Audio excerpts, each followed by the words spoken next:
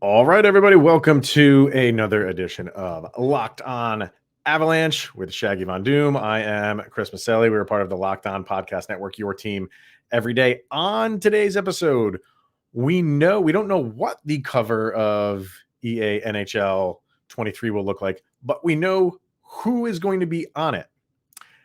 And for another year, it is not a member of the Colorado Avalanche. We'll talk about that. I know video games are a big thing for a lot of people, ourselves included. Are we happy with, even though it's not an Avalanche player, are we okay with who's on the cover? And we also discuss the Central. We will kind of rank the Central, see where we have our teams kind of power ranked in the Central Division, including the Avalanche.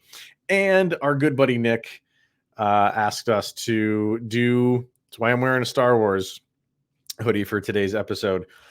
We did the Marvel, casting the Avs as Marvel. He asked us to do casting the Avs as Star Wars characters, and we're more than happy to oblige for that. So let's get to it. You're Locked On Avalanche, your daily podcast on the Colorado Avalanche. Part of the Locked On Podcast Network, your team every day.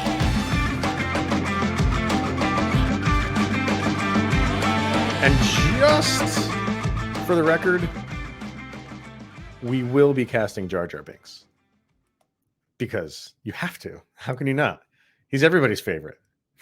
I mean, that's what the movies were hinged on. Those prequels, it's all Jar Jar, Sith baby. Lord Jar Jar Binks. We will be casting that. Thank you everybody for tuning in, making Locked On Avalanche your first listen of the day. That's always appreciated. Like I said, he is Mr. Shaggy Von Doom. Kyle Sullivan. I should say your real name rather than just Shaggy Von Doom, although most people know you as Shaggy. And I'm Chris Maselli, your humble host here at Locked On Avalanche, and thank you for making this your first listen of the day. Like we said, we're going to be discussing the Central. We will be doing that Star Wars casting call, which should be fun.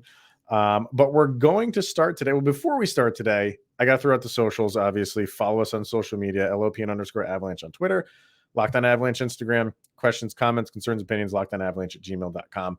And follow us on our YouTube channel over on YouTube. Hit subscribe. You're notified when a new show goes live. All right. So we talk about this like once every year. And it's when we know who is going to be gracing the cover of the latest EA NHL game.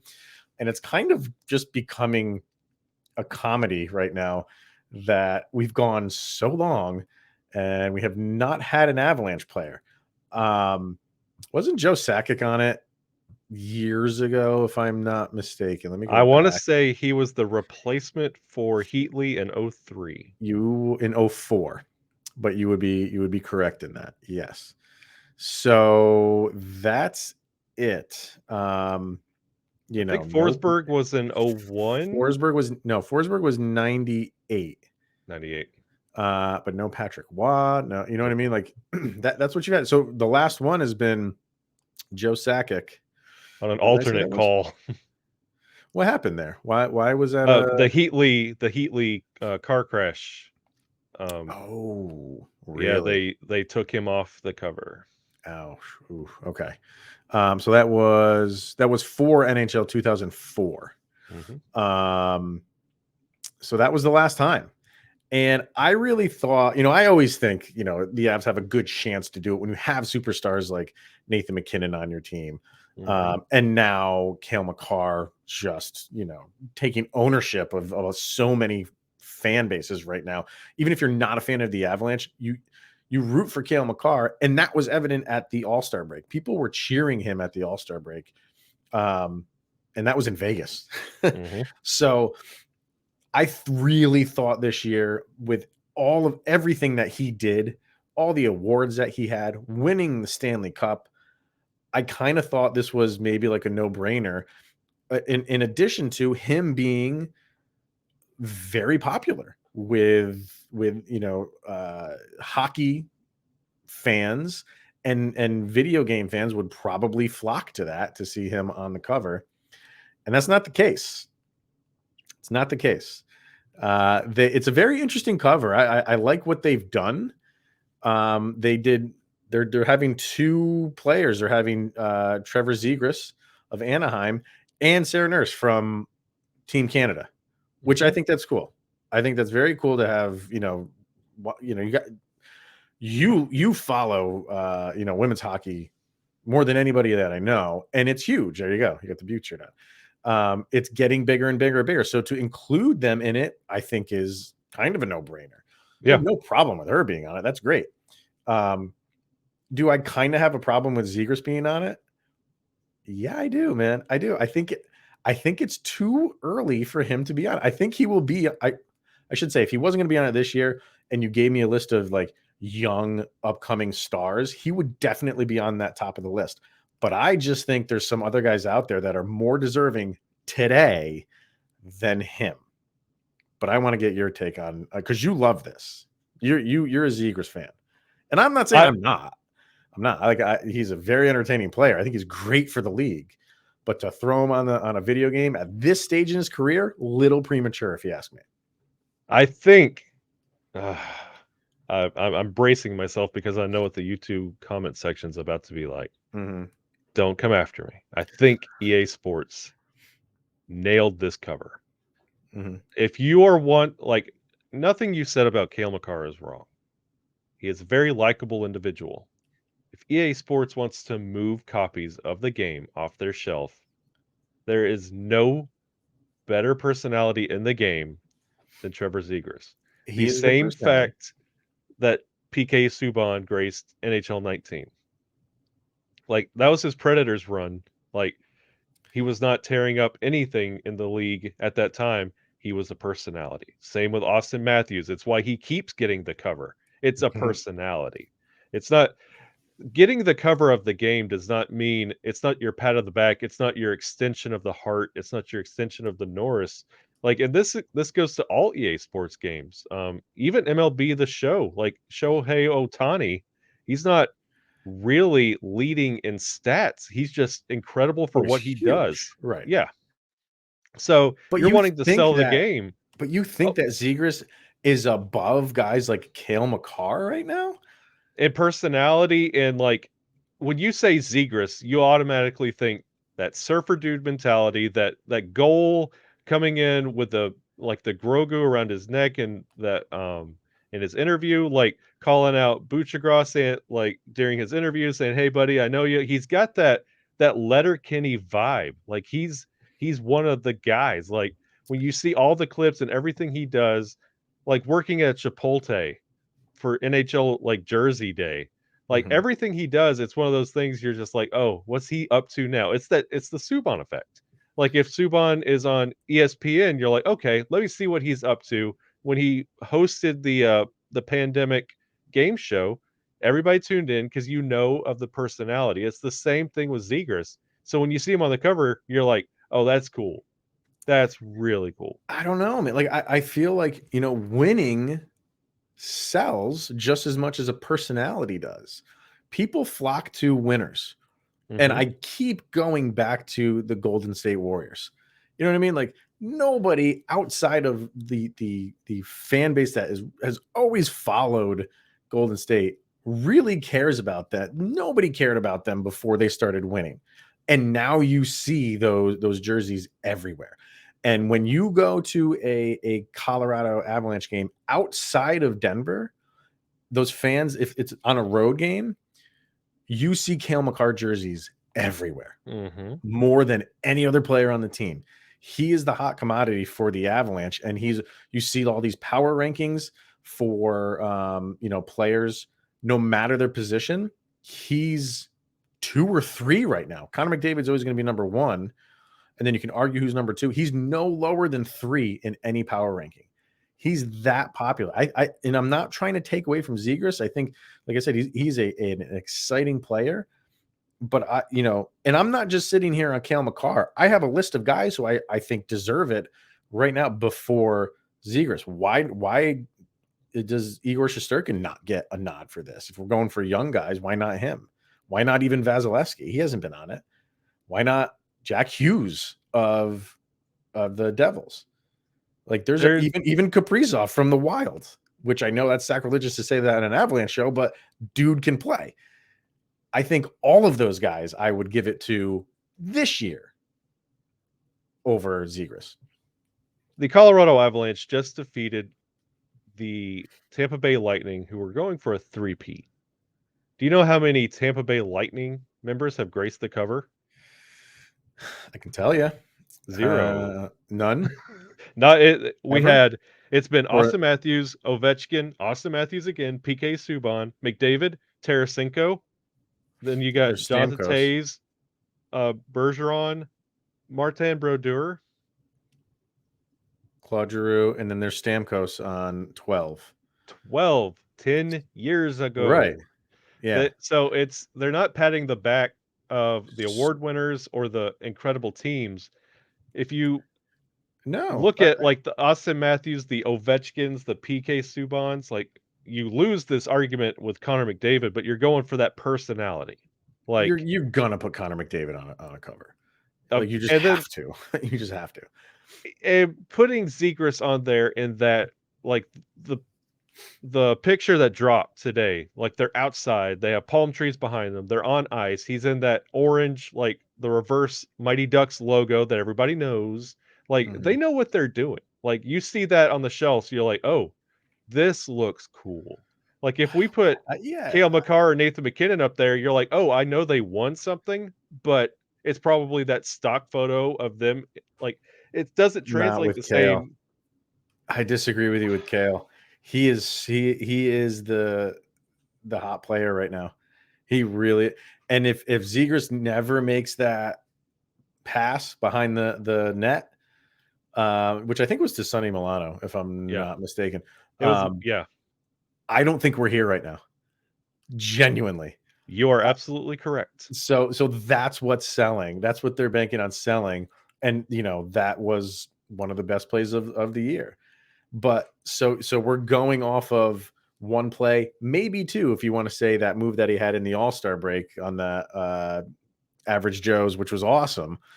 But here's a guy that didn't even win Rookie of the Year. I don't know, man. I think it's just personality and swagger alone. If you want to, if it's EA, they're not selling it to hockey fans. I mean, like you've got your core base that's going to buy EA Sports every fans. You're going to sell it every year. You got your base. You want to step over just a little bit, be like, you know what? I haven't bought NHL in a long time. This looks cool. I'll give it a shot. I've seen that goal. Let me try it. You're trying to go one step further. I don't know. I think he's all those guys that I listed, and that was just off the top of my head. Yeah. There's others out there that I just feel like if he had, maybe I'm just old school, man. Like if he had won stuff, if he had won at least Rookie of the Year, if he had gotten his team into the playoffs and done some damage in the playoffs, like I could see that.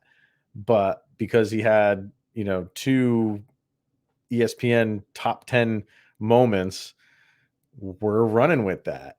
And I get that's kind of where the industry is right now. And when you're marketing to people a lot younger than me, that is what they want to see. And I would argue Cale Makar gives that to you. And, the play against Chicago. Yeah. The spinorama move. Don't tell me that people weren't watching that. You know what I mean? And everything he did in the playoffs. So I think it was just a golden opportunity for everything that Cale Makar piled up this year. Blows away what Trevor Zegras did, including, the over the goal pass, which is phenomenal, by the way. I don't know. It made me a little bit bitter because we've gone all this time with no Avalanche players. And this one was set up beautifully for him specifically after the year he had to be on it. And he's not. So I'm not buying NHL 23. I'm boycotting garbage. I'll buy your copy then. Thank you. But I am just interested to see what they do with the women's hockey. If they're, putting them on the cover. You can't just put her on the cover and then not do anything with it. That's really bad optics if you do that. So I can't imagine. They added the women's game like as a downloadable last year in 22. There was just a select roster. I think it's going to be a little bit more blown out this year. Yeah, it'd be cool. Let us know what you think. I know there's some people thinking like, I don't care. It's a video game. It's a big deal. Like look at Madden. Every time Madden comes out, players, NFL players are going to Twitter angry about their rating. Like that's a thing. So it's kind of a big deal. And, when it's your team that could have been up for it, it's bragging rights. Let's get real. If Cale Makar was up there, we'd be shouting it from the mountains. Just another thing to add to a great season for the Avs. But Oh yeah, we'll have to wait another year or 10. It's just not going to happen. It's not going to happen. All right. Let's hear from BetOnline, and then we're going to discuss the Central in terms of ranking them. Where do we feel is it going to be much different than last year? Is there going to be teams that could possibly move up? Are there teams that could move even further down?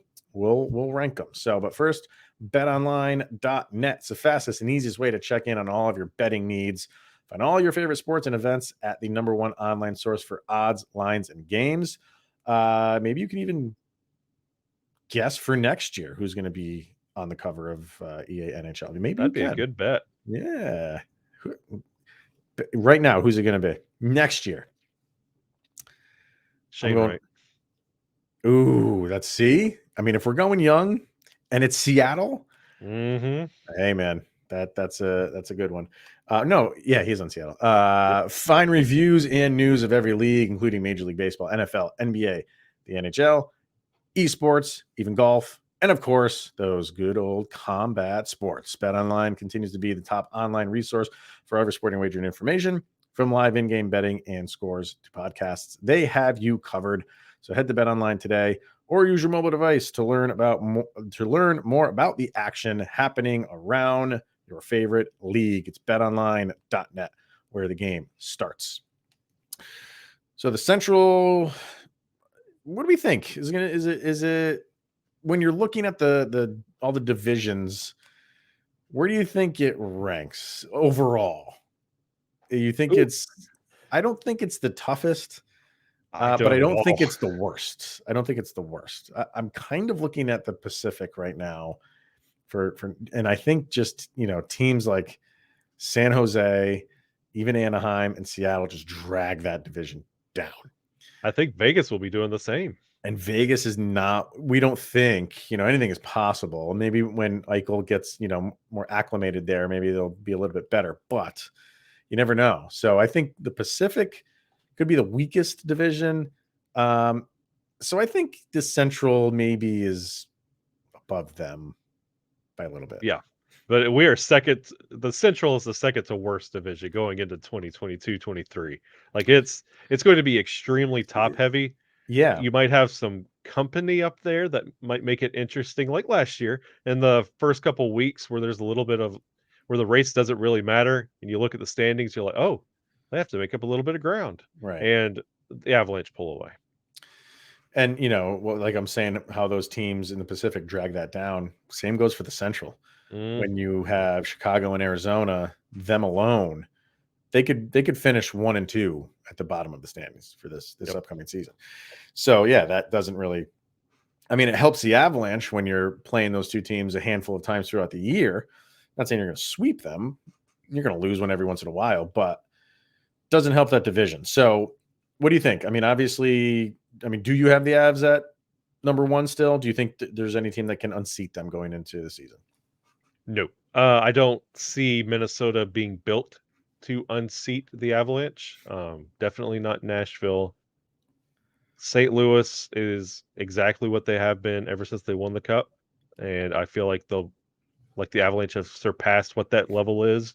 Mm-hmm. I feel like it's just the Avalanche division. Go ahead and put that on the banner. Like they really have to try not to win the Central this year. To not win it? Yes. So they basically have to just slip up. And if they don't win it, it's their own fault. You don't think there's any team that will just overachieve and go take it from the Avs? You think it's the Avs to lose, basically? I still have not heard anything on the the Thrill front on what's going on there. That's the shiny thing in Minnesota. And there's some stuff circulating. You don't know what's going on with him in Russia, and I think he's back. I think he's back in the United States from the last that I heard. So still a weird situation. Yeah. I mean, could they tell him he's got to come back? I mean, exactly. That could be one of those middle of the season, just out of left field, derail your season kind of deals. So And we haven't mentioned Winnipeg because there's not much to mention about Winnipeg. Like, Man, Winnipeg was kind of like my sleeper pick from last year. I really thought that they were gonna kind of like rise to an occasion, and I thought they would be a team that would challenge the Avs for the division. mm, Clearly didn't happen. And but could they be a team that is kind of like what the Islanders think they are? The Islanders think they just had a bad year. And while the fan base was like, that's unacceptable, go get guys, Lamoriello and the front office were like, we're not going to do that. I think they tried. Nothing came of it. But I think they're like, we just had a bad year. That start to the season where we didn't have a home game until like December because they're still building our arena. That played a factor. I think the Islanders are just like, we're going to go for it again. I think we just had an off year. We'll keep the majority of our team around. We'll get a new head coach and off we go. Winnipeg, I don't think, I mean, did they bring in anybody like really major? I'm thinking on the top of my head. I don't remember a big signing by them. and I think the thing that is the problem in Winnipeg is something is funky with that team chemistry. I feel like the veterans have a voice and the anybody new, upcoming or acquired have issues with that voice. And I feel like a Yeah. lot of people have a problem adjusting to that. And I feel like that's why head coaches just decide to walk away because they can't deal with it anymore. I feel like the issue is the locker room and the veteran talent they decide to build around.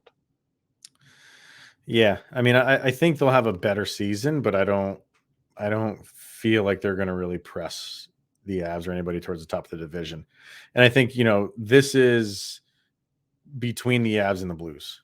Yeah. You know what I mean? I don't think there's any surprise in saying that, but I really do think unless the Avs make another move that hasn't happened yet, I think this is going down to like the last week of the season to really Yeah. determine the division.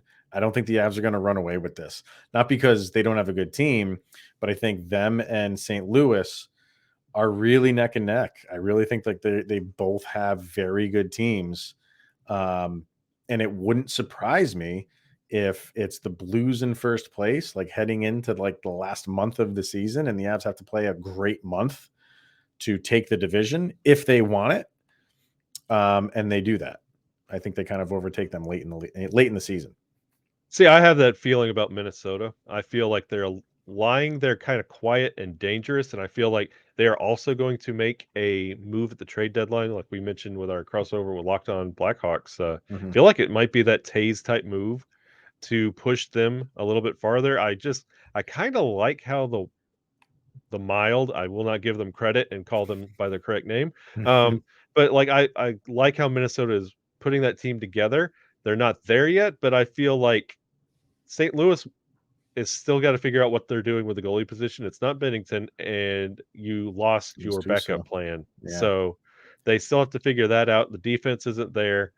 St. Louis has some questions. Minnesota, I think, could cause a little bit of a problem, but it's clearly it's top heavy. Like you don't talk about Dallas because Dallas is microwave Taco Bell. It's either going to be great or it's going to be disgusting. So Yeah. I got Dallas down a little bit. I, man, I think I'm like really debating on where to put the Wild because I just don't think they have it. Like they played well last year.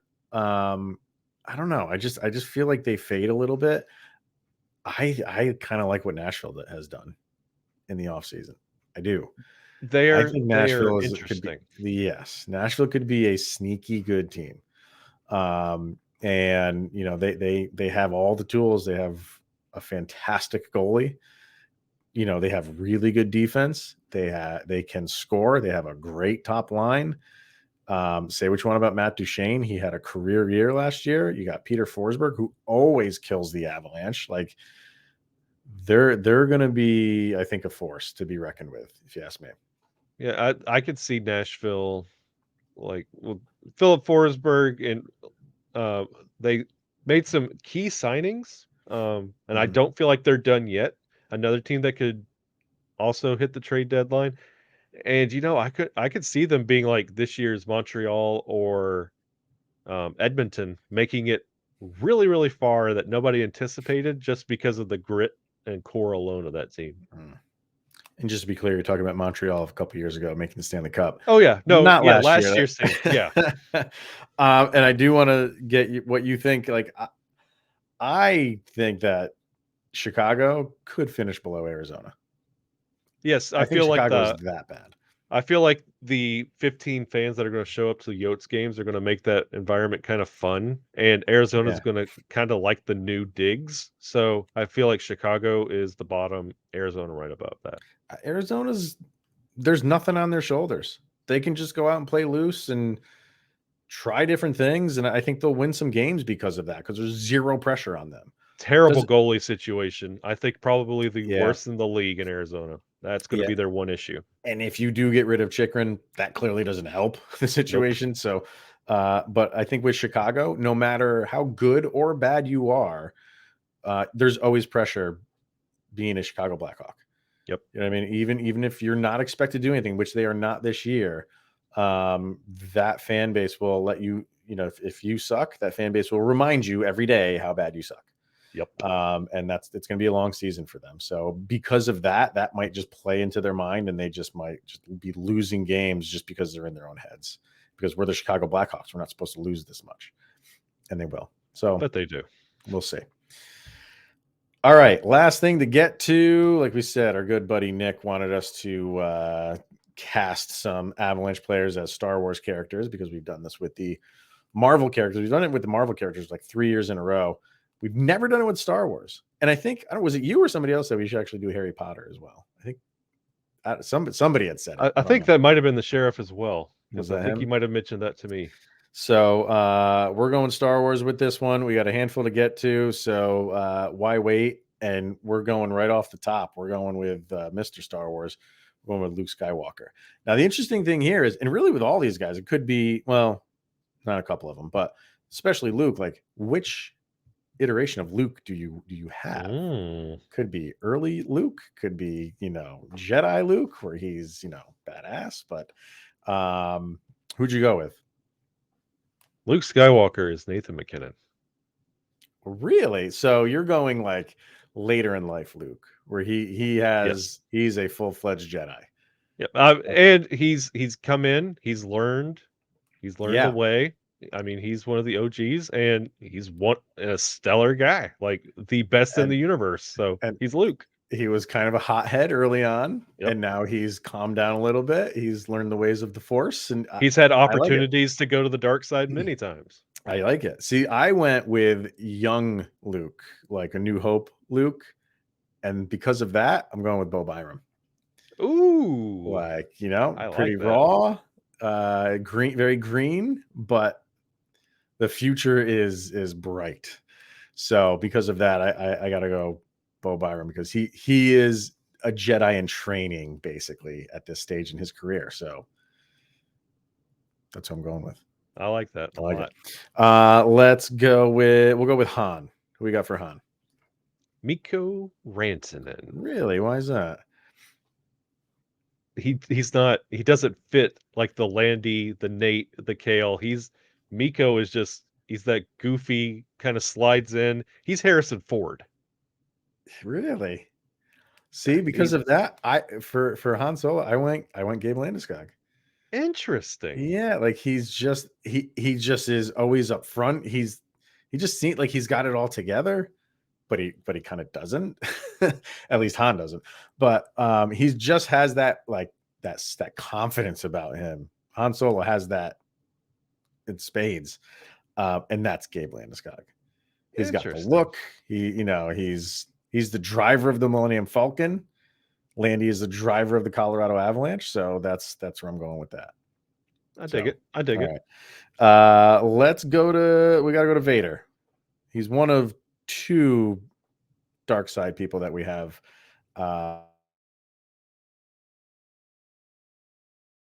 For me, I have Darth Vader being played by Eric Johnson. But okay. I have Eric Johnson as Darth Vader. Why He's is that? barely like he's kind of human at this point. He's so put together. I mean, he started out as a blue, so everybody forgets that. So Right. he was I hate sand, and then comes to Colorado, and he has slowly morphed into just he's not the same guy. He's not that same blues guy. He's not the same Eric Johnson when he first started. He's Yeah. morphed into this new role, and he's so like everything's falling apart on him. And if he didn't have that Avalanche sweater, he probably wouldn't be human at all. Yeah. See, for me, like this is where I have McKinnon. Yeah. Really? Just like get out of his way. He will do. He does not care. He will, kick you know what and take names in the process. Like he He's is Vader. episode 2 Anakin. Yeah. Well, With at the end, like getting, yeah. But he's just that guy who's just like I don't. This is who I am. Maybe not like he's not Return of the Jedi, obviously, because when he comes out of that and he's yeah, redeemed and everything, I'm talking about like for everything up until then, he just doesn't care. I shouldn't say. I mean, he cares. He cares like too much. He is built a certain way. You're not going to phase him. He just goes all out. I could see it. That's Vader. Yoda. I wonder if we have the same on I this. wonder if we do here. Cale Makar? No, see, I went front office on this, so maybe I'm cheating a little bit, and I went Joe Sakic just because he's the elder statesman. He's put this team together. Yoda is Mr. Jedi. He's gonna the leader of the Jedi, and just knows the ways of the Force better than anybody. So that's Joe Sakic. So I had That's why I went Cale Makar. He knows hockey better than literally anyone on this team and is showing the league as a whole new ways to do what we've done for years and years and years. I like that. I just couldn't go that route. I got hung up on the age thing. And I he don't eats mean cookies on the bench like Grogu. So Grogu loves the eggs though. yeah, true. Shoving that was hilarious. In my opinion, the most overrated character in Star Wars. Everybody loves Boba Fett. I don't know. I think he's overrated in my opinion. But people seem to like him, so we're gonna throw him on here. Who you got? Taser. Oh, that's a good one, man. Like he just comes in, does what he has to do, and goes. He leaves. He doesn't make a scene. There are times that his backpack gets kind of shot, and he's just flying around in the back of the in the background of the scene. But like Taze just comes in, gets the job done, goes home. That's why I put Eric Johnson there. Interesting. Just because he's there. Yeah. Like Boba Fett, he's just he's not that big of a deal to me in the Star Wars universe. And he just seems to be there. And that's Eric Johnson. He's just there. He does his job and he goes home. Interesting. Yeah. So that's Boba for me. We got 3 more here. Let's see. We'll do Obi-Wan. Gabe Landeskog. Okay. I was kind of going, yeah. He's taught the rest of the team. He taught Nate. He taught the rest of the team the way. He was the OG. So yeah. So, and when I think Obi-Wan and Ewan McGregor is the absolute perfect person to play him, but when I think Obi-Wan, I think original Obi-Wan. Yeah. And I don't mean this to say like, who I picked is old, but I got Mikko Rantanen for Obi-Wan. It's just that, when Obi-Wan got older, he had that quiet confidence about him. Just like he was just sure of himself. He was sure of his abilities. He knew the Force, and that's Mikko. Mikko just, he's just glides around. He's just confident in his game, just like Obi-Wan is confident in his saber dueling, fights and his way with the Force. It's just. And he knows when to just force vanish before a lightsaber battle. Yes, exactly. We got 2 more. So I think I'll save the other Sith Lord for the end. And we had to throw Jar Jar in here. Like I said, we will be casting Jar Jar. Who do you got for that? Curtis McDermott. He started out as a laughable character and found a role. He's on the Senate. You know what, man? Like, if people haven't gone and watched like the possibilities of Jar Jar being a Sith Lord, those videos that are on YouTube, go check them out. They might change your mind. It's very, very interesting, but we never got to that point. We just know Jar Jar from the goofiness that he is, and because of that, I have Sammy G. Just think like Sammy is just this fun-loving guy, and whenever you see, like, whenever he posts stuff on like Instagram or other people like around the team, like post stuff of him, like he's always just has a smile on his face. He just seems like he likes goofing around, and Jar Jar is just, walking clumsy Gungan. Yeah. So I think that's a good match. I'm down with that. All right. And last but not least, we had to put Senator Palpatine up. This is not somebody I cast as from the Avalanche. I went outside the Avalanche for this. I went outside the Avalanche as well for Palpatine. What do you got? Jordan Bennington. Oh, yeah, that's awesome.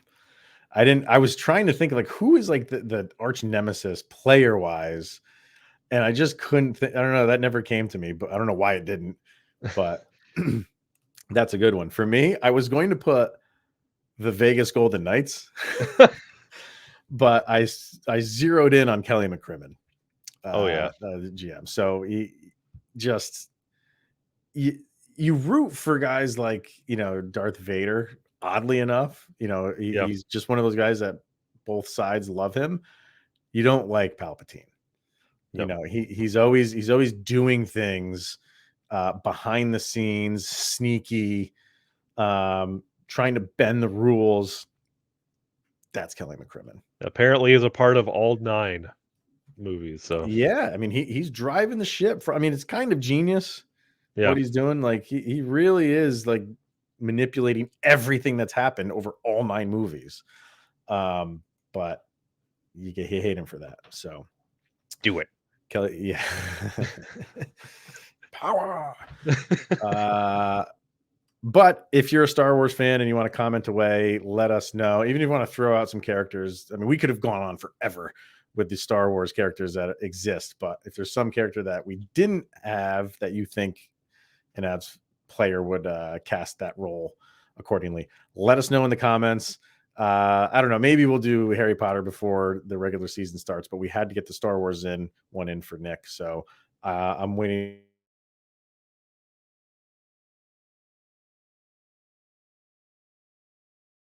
Yeah, we had to get that one in for Nick. Absolutely.